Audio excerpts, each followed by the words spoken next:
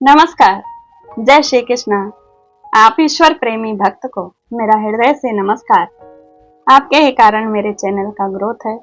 Like, comment, share के द्वारा मुझसे जुड़िए और मैं अद्भुत पुराणों से खोज करके अद्भुत विषय पर साक्ष्य सहित वीडियो आपके सामने प्रस्तुत करूं। आज जो वीडियो बना रही हूं, ऐसा वीडियो आप पहली बार देख रहे होंगे, सुनेंगे। एकादशी व्रत कैसे किया जाता है, किसी को नहीं पता है। एकादशी व्रत कैसे किया जाता है और एकादशी व्रत करने से क्या मिलता है। और एकादशी व्रत, एकादशियों का नाम जो जया, विजया, पाप नाशनी और जयंती पड़ता है, वो क्यों पड़ता है, इन सब कारणों के साथ और एकादशी उत्पन्न का प्रसंग, इन सारे प्रसंगों सहित इस वीडियो को लेकर आपके सामने प्रस्तुत हुई हूँ। एकादशी संबंधित सारे जानकारी इसमें पूर्ण रूप जानकारी होने से जब महात्म्य पता चलता है और उसके बाद जब व्रत किया जाए तो श्रद्धा प्राप्त होती है, तो पूर्ण फल पूर्ण रूप से मिलता है। तो सबसे पहले यह व्रत क्यों करने से क्या मिलता है। जैसे देवताओं में विष्णु की प्रधानता है, वैसे ही व्रतों में एकादशी व्रत की प्रधानता है।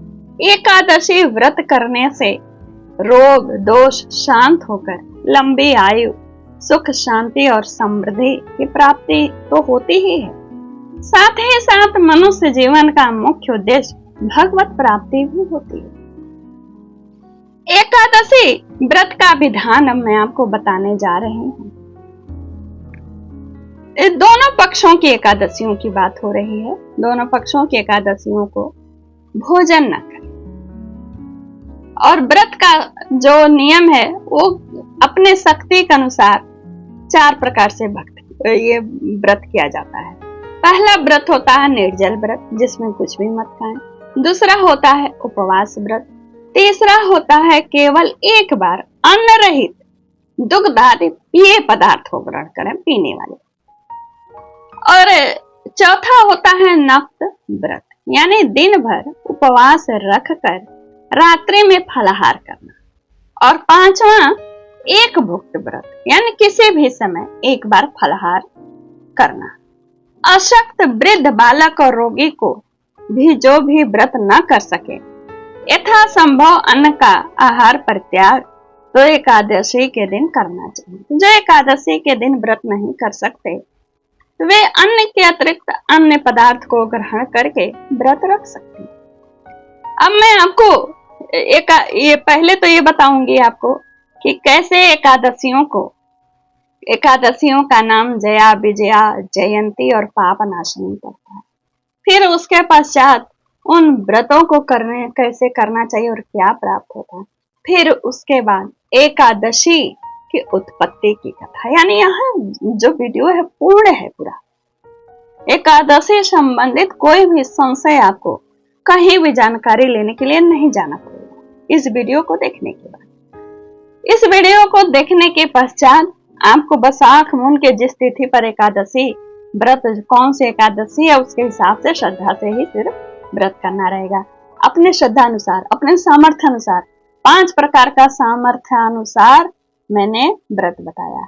छठा भी बताया, जो नहीं कर सकते, जो रोगी हैं, वे अन्न रहित पदार्थ को ग्रहण करके उनके लिए नहीं है, एक ही समय कर सकते हैं। ये सब बताते हुए मैं आपको एकादशी के भेद, यानी एकादशी के जया आदि भेद, नक्त व्रत का स्वरूप, उत्पन्ना एकादशी के प्रसंग में एकादशी की विधि और उनकी उत्पत्ति कथा और महिमा का वर्णन। अद्भुत यह वीडियो है। थोड़ा बड़ा वीडियो बनेगा, 20-25 मिनट का, लेकिन हमेशा के लिए आपके लिए एक अद्भुत जानकारी मैं आपको दे रही हूँ, भटकना नहीं है। नारद जी ने पूछा महादेव से, महाद्वादशी का उत्तम व्रत यानी एकादशी का कैसे होता है, क्योंकि 10वीं व्यापनी एकादशी कभी नहीं रह जाती। सप्तमी व्यापनी अष्टमी भी रह जाती, हमेशा याद रखिएगा ये बात। कहते हैं सर्वेश्वर प्रभु उसके व्रत से, एकादशी के व्रत से जो कुछ भी फल प्राप्त होता है उसे बताने की कृपा कीजिए। तो महादेव जी कहते हैं कि ब्राह्मण, यह एकादशी महान पुण्य फल को देने वाली है। श्रेष्ठ मुनियों को भी इसका अनुष्ठान करना चाहिए। विशेष विशेष नक्षत्रों का योग होने पर यह तिथि जया, विजया, जयंती तथा पाप नाशनी इन 4 नामों से विख्यात है। ये सभी पापों का नाश करने वाली है। इनका व्रत अवश्य करना चाहिए। जब शुक्ल पक्ष की एकादशी को पुनर्वसु नक्षत्र हो तो वह उत्तम तिथि जया कहलाती है। उसका व्रत करके मनुष्य निश्चय ही पाप से मुक्त हो जाता है। जब शुक्ल पक्ष की द्वादशी को स्वर्ण नक्षत्र हो तो उत्तम तिथि वह विजया के नाम से विख्यात होती है। इसमें किया हुआ दान और ब्राह्मण भोजन सहस्त्र गुना फल देने वाला है तथा होम और उपवास तो सहस्त्र गुने से भी अधिक फल देते हैं। जब शुक्ल पक्ष की द्वादशी को रोहिणी नक्षत्र हो तो वह तिथि जयंती कहलाती है। वह सब पापों को हरने वाली है। उस तिथि को पूजित होने पर भगवान गोविंद निश्चय ही मनुष्य के सब पापों को धो डालते हैं। जब कभी शुक्ल पक्ष की द्वादशी को पुष्य नक्षत्र हो तो वह महापुण्यमयी पाप नाशनी तिथि कहलाती। जो 1 वर्ष तक प्रतिदिन 1 प्रस्थ, इतना बड़ा होता है, तिल दान करता है तथा जो केवल पाप नाशनी एकादशी को उपवास करता है, दोनों का फल बराबर बताया गया। उस तिथि को पूजित होने पर संसार के स्वामी सर्वेश्वर श्री हरि संतुष्ट होते हैं तथा प्रत्यक्ष दर्शन भी देते हैं। उस दिन प्रत्येक पुण्य कर्म का अनंत फल माना गया है। सगर नंदन ककुतस्थ नहुष तथा राजा गाधी ने उस तिथि को भगवान की आराधना की थी, जिससे भगवान ने इस पृथ्वी पर उन्हें सब कुछ दिया था। इस तिथि के सेवन से मनुष्य 7 जन्मों के कायिक, वाचिक और मानसिक पापों से मुक्त हो जाता है, यानी पाप नाशनी पुष्य नक्षत्र वाला। इसमें तनिक भी संदेह नहीं है।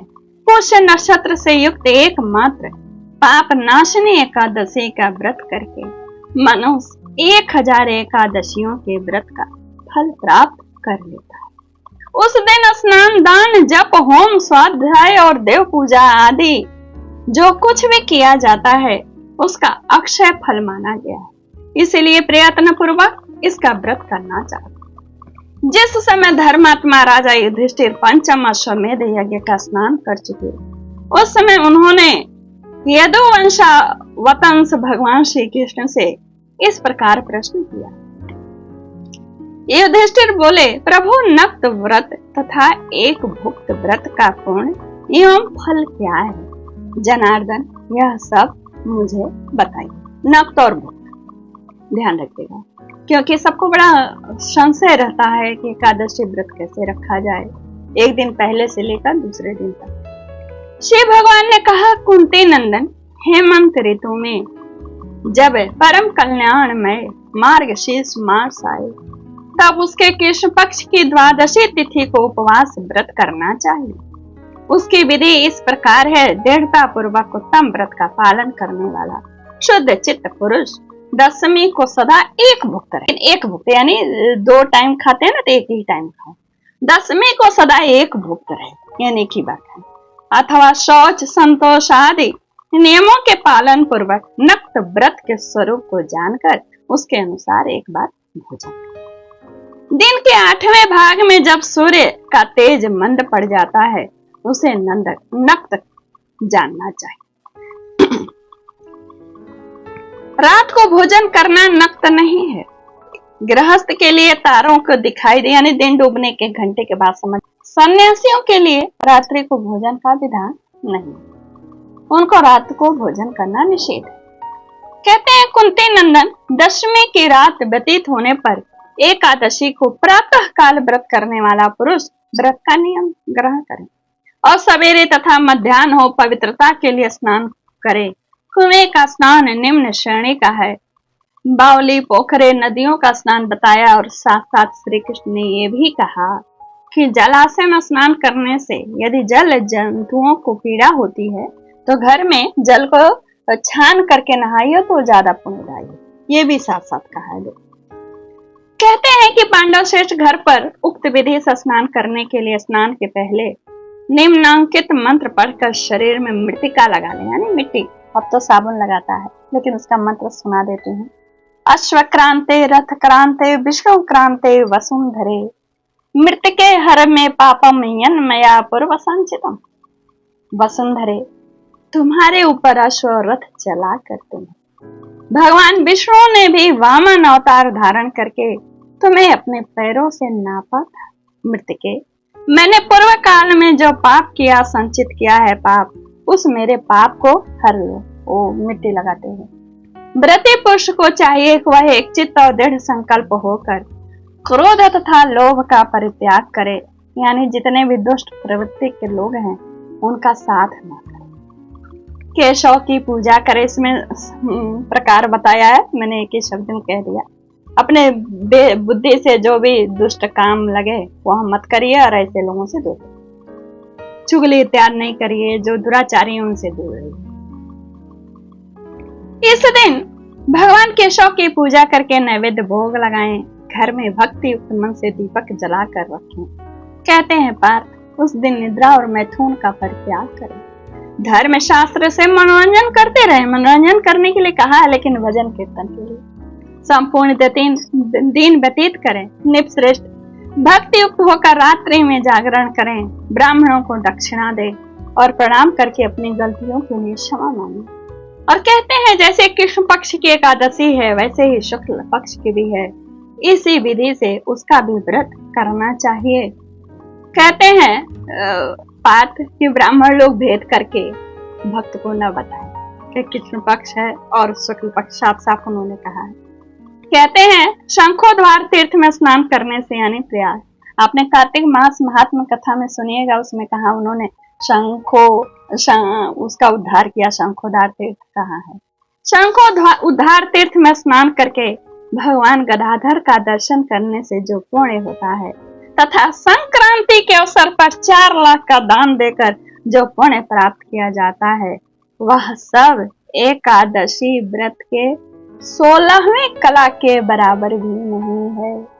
प्रभास क्षेत्र में, प्रभास यानी जिधर सोमनाथ है, प्रभास क्षेत्र में चंद्रमा और सूर्य के ग्रहण, सोमनाथ शिव जी ज्योतिर्लिंग, प्रभास क्षेत्र में चंद्रमा और सूर्य के ग्रहण के अवसर पर स्नान दान से जो पुण्य होता है, वह निश्चय ही एकादशी को उपवास करने वाले मनुष्य को मिल जाता है। केदार क्षेत्र में जल पीने से पुनर्जन्म नहीं होता। एकादशी का भी ऐसा ही महात्म्य है। यह भी गर्भावास का निवारण करने वाली है। पृथ्वी पर अश्वमेध यज्ञ का जो फल होता है, उससे 100 गुना अधिक फल एकादशी व्रत करने वाले को मिलता है। जिसके घर में तपस्वी एवं श्रेष्ठ ब्राह्मण भोजन करते हैं, उसको जिस फल की प्राप्ति होती है, वह एकादशी व्रत करने वाले को भी अवश्य मिलता है। यानी जो गरीब है और जो धनी है, धनी करके जो दान किया और जो गरीब एक व्रत करके, बराबर ही। वेदांगों के पारगामी विद्वान ब्राह्मणों को सहस्त्र गोदान करने से जो पुण्य होता है, उससे 100 गुना पुण्य एकादशी व्रत करने वाले को प्राप्त होता है। एकादशी व्रत करने वाले को प्राप्त होता है। इस प्रकार व्रती को वह पुण्य प्राप्त होता है जो देवताओं के लिए भी दुर्लभ है। रात को भोजन कर लेने पर उससे आधा पुण्य प्राप्त होता है, तथा दिन में एक बार भोजन करने से देहधारियों को नक्त भोजन का आधा फल मिलता है। दिन वाले भोजन को न, रात्रि के जो दिन में उसे नक्त भोजन कहते हैं। और उपवास में भी जो आप खाए हैं एक ही बार, उसको भी एक ही बार खाने को नक्त कहते हैं।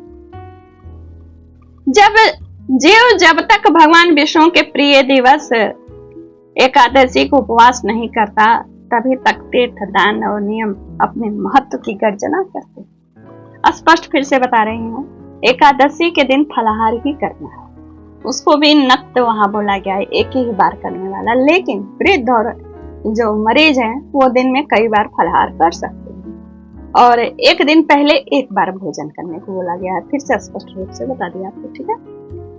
कहते हैं तुम इस व्रत का अनुष्ठान करो कुंती नंदन, यह गोपनीय एवं उत्तम व्रत है जिसका मैंने तुमसे वर्णन किया। हजारों यज्ञों का अनुष्ठान भी एकादशी की व्रत की तुलना नहीं कर सकता।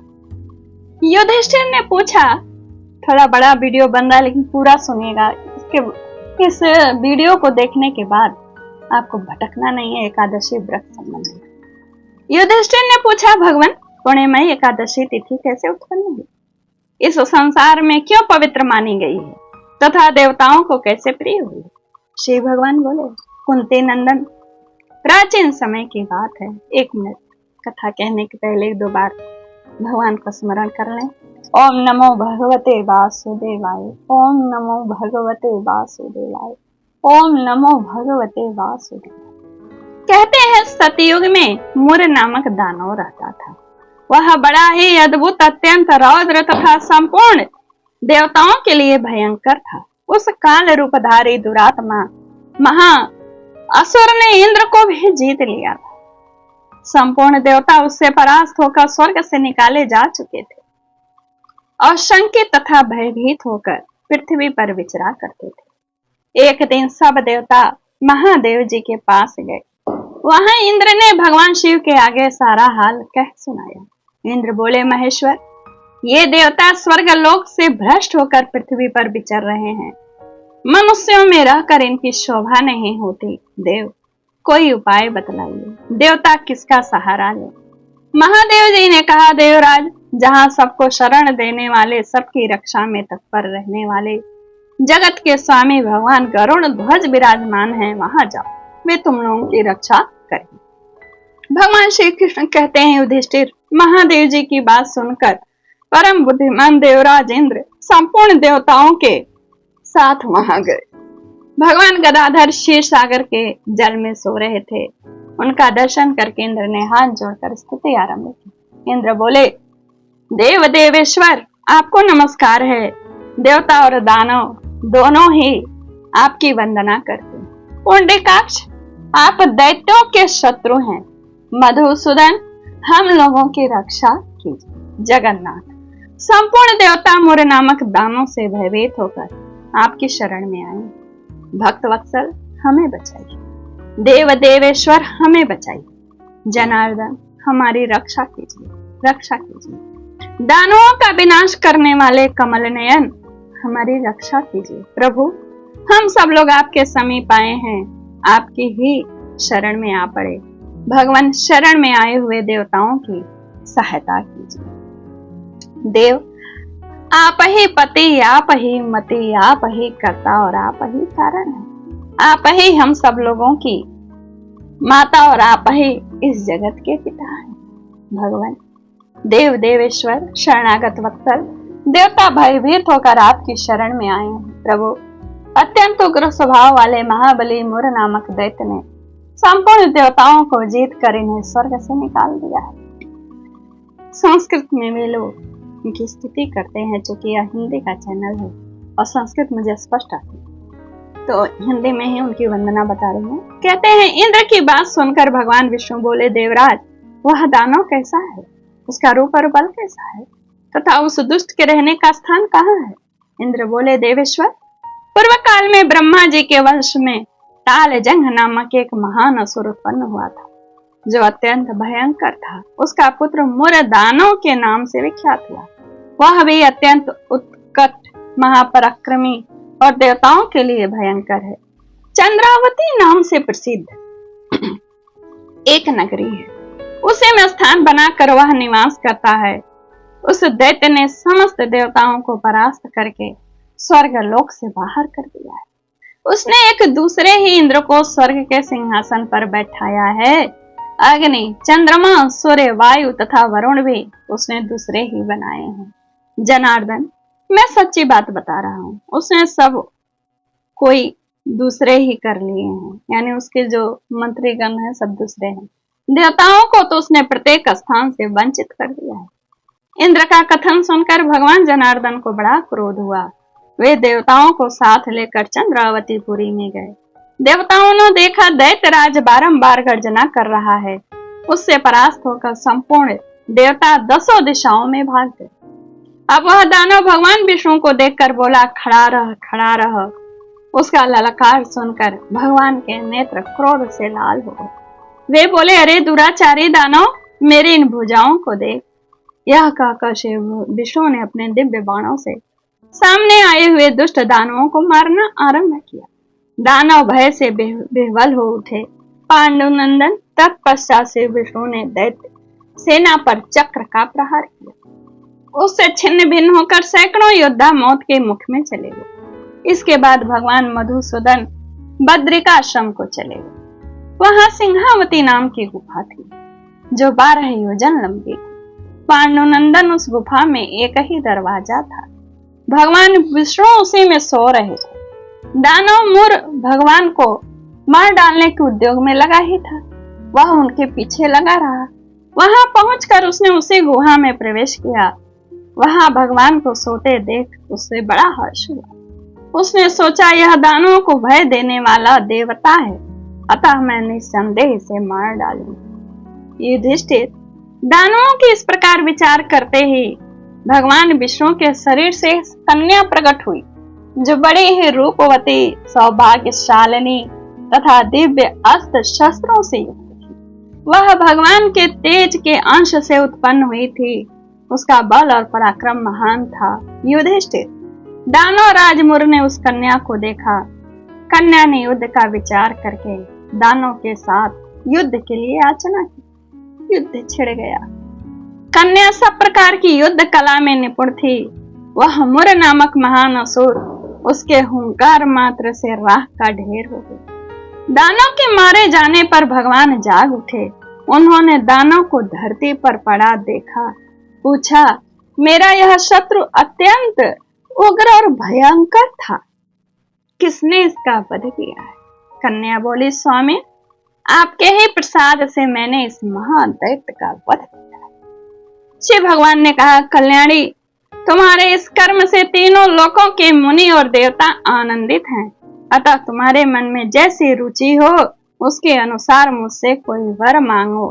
देव दुर्लभ होने पर भी वह वर मैं तुम्हें दूंगा, इसमें तनिक भी संदेह नहीं। वह कन्या साक्षात एकादशी ही थी। उसने कहा, प्रभु, यदि आप प्रसन्न हैं तो मैं आपकी कृपा से सब तीर्थों में प्रधान, समस्त विघ्नों का नाश करने वाली तथा सब प्रकार की सिद्धि देने वाली देवी हूं। जनार्दन, जो लोग आप में भक्ति रखते हुए मेरे दिन को उपवास करेंगे, उन्हें सब प्रकार की सिद्धि प्राप्त हो। माधव, जो लोग उपवास, नक्त अथवा एक भुक्त करके मेरे व्रत का पालन करें, उन्हें आप धन, धर्म और मोक्ष प्रदान कीजिए। श्री विष्णु बोले, कल्याणी, तुम जो कुछ कहती हो वह सब पूर्ण होगा। भगवान श्री कृष्ण कहते हैं, युधिष्ठिर, ऐसा वर पाकर महाव्रता एकादशी बहुत प्रसन्न हुई। दोनों पक्षों की एकादशी समान रूप से कल्याण करने वाली है।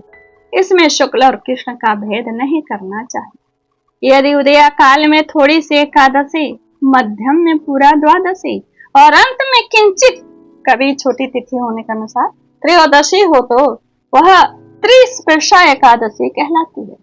वह भगवान को बहुत प्रिय है। यदि एक त्रिस्पर्शा एकादशी को उपवास कर लिया जाए तो 1 सहस्त्र एकादशी व्रतों का फल प्राप्त होता है। इस बार जो जेठ की एकादशी थी यही वाली थी त्रिस्पर्शा, लेकिन लोग न जानने की वजह से एक दिन पहले कर लिए थे। इसलिए स्पष्ट यह वीडियो पूरा सुनेंगे तो आपको खुद का ज्ञान हो जाएगा।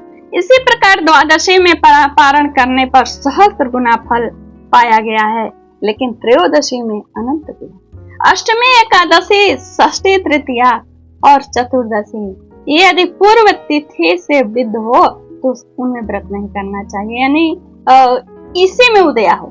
किसमें बता रही हूँ फिर से, अष्टमी में ही उदया हो, एकादशी में सूर्य उदय हो, षष्ठी में भी सूर्य ही उदय हो। जो हम लोग वो व्रत करते हैं ना, वो हर छठ का ध्यान रखिएगा, जब षष्ठी उदया हो तभी। तृतीया में भी जब सूर्य, तृतीया भी व्रत करता है व्यक्ति, तो तृतीया में भी जो सूर्य उदय हो तभी व्रत करना चाहिए। और चतुर्दशी, एक मिनट, हाँ चतुर्दशी, ये तिथि जो है पूर्व तिथि से विद्ध हो तो उसका व्रत नहीं करना चाहिए। परिवर्तनीय तिथि से युक्त होने पर ही उनमें उपवास का विधान है। पहले दिन में और रात में भी एकादशी हो तो दूसरे दिन केवल प्रातः काल का एक दंड एकादशी रहे तो पहली तिथि का परित्याग करें। दूसरे दिन की द्वादशी युक्त एकादशी को ही उपवास करना चाहिए। यह विधि मैंने दोनों पक्षों के एकादशी के लिए बताई है। जो मनुष्य एकादशी को उपवास करता है वह वैकुंठ धाम में, जहाँ साक्षात भगवान गरुड़ ध्वज विराजमान है, जाता है। जो मानव हर समय एकादशी के महात्म्य का पाठ करता है उसे सहस्त्र गोदानों के पुण्य का फल प्राप्त होता है। जो दिन या रात में भक्ति पूर्वक इस महात्म्य का श्रवण करता है वे निसंदेह ब्रह्म हत्या आदि पापों से मुक्त हो जाते हैं। एकादशी के समान पाप नाशक व्रत दूसरा कोई नहीं है। मैंने पूर्ण जानकारी के साथ यह वीडियो बनाया है। बहुत लंबा वीडियो है, पता नहीं आप देखेंगे नहीं, लेकिन समय निकाल करके जिनकी इच्छा होगी कि पूरी जानकारी रखें तो आप जरूर देखिएगा और लाइक कमेंट शेयर जरूर करिएगा। धन्यवाद।